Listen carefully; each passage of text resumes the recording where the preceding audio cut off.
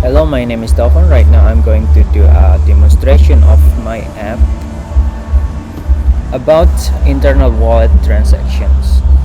First, I'm going to tell you about how to set up this repository. First, we need to open the main branch, which is it's called main. So check out to the main branch, and next we'll need to prepare our Ruby version, which is Ruby version 3-3. Okay, this is the version, and next we'll need to set up the bundler, gem install bundler, and also install the bundle.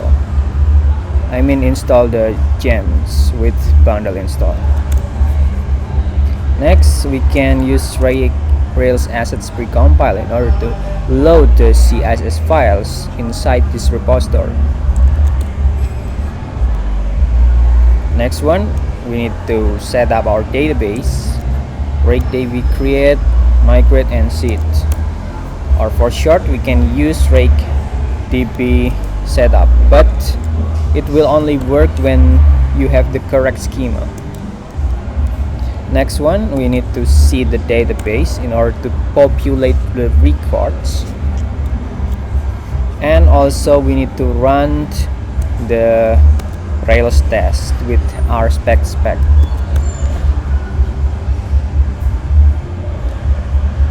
And make sure the system runs correctly. Then the next one, we need to open the Rails server using port 3000 like this. We need to refresh the page. This one is the home page when we have not yet logged in with the user. We can see the username and password by opening the seed page. The first one is red user one and using password. This one is team, but we cannot log in using the team because the team is literally a group of user and it's not a user, so we can use the red user one. And also there is a difference between user 1 and 2, which is flag is team admin. They can only open the team page if they are the team admin. So I'm opening the red user one first by clicking the login and type the password. Okay, first we'll be having the notification login successfully, and this one is the my wallet page which contains the total balance from credits minus all the debits that they have committed, and it will always be updated when they are doing any transaction in this wallet. Of course, it will sum up all the transaction amounts from credits and all the transaction amounts from debit, and they will subtract credits and debit, so we will have the current balance. And the next one is my team page, which contains the balance and the transaction history of the team. It's not yet there's no records inside this, but we can create the record with transaction. As you can see, there is no balance inside this team, so we can always transfer any balance to the team. We can use the red user which already have the balance, and we can send it to the red team. Okay, the amount, for example, 1000, and I want the description testing transfer. Okay, and submit. This one then we can have the transaction. We'll have the new record from transaction history. It's 1000. Then we can check if we are going to send more than our balance from the transaction. We can use this in order to make sure the validation runs correctly. We will try to do a transfer like this. Impossible transfer. Submit. Then insufficient balance, of course. Okay, next we'll try the stock page, which contains all the stocks. We can buy or sell any stocks from here. For example, Nifty 50, and we can search.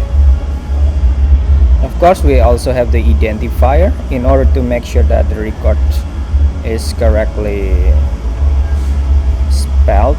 And yeah, make sure the identifier is exactly the same. So this we can search and also buy the stock.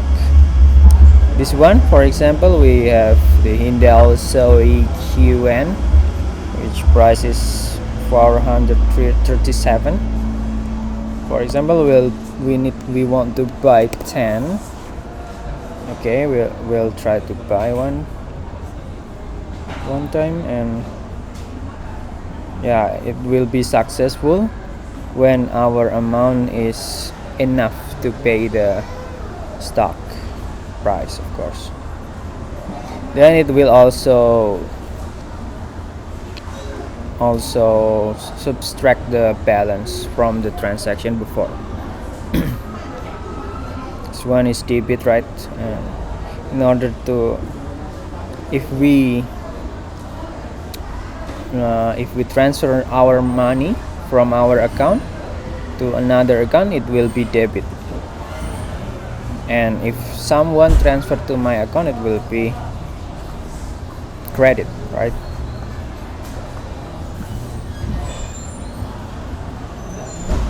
Okay, next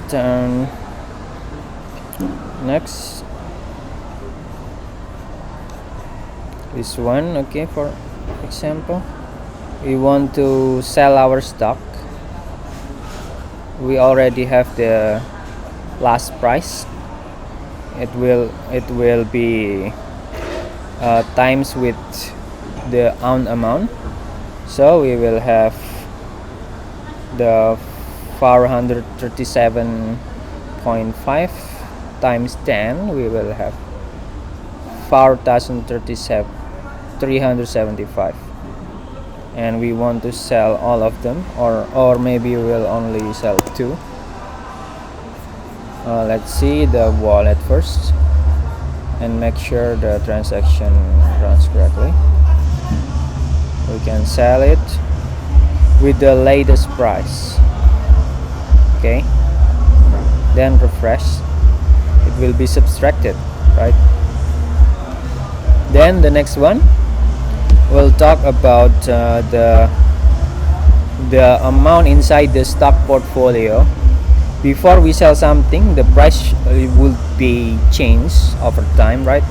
Then before the transaction occur, we will recalculate the balance inside the portfolio, so it will not be, the credit and debit will be balanced, and make sure that the transactions runs correctly. Okay, that's all. And also next one, thank you. I will try to improve this application so it will be useful for myself and my friends.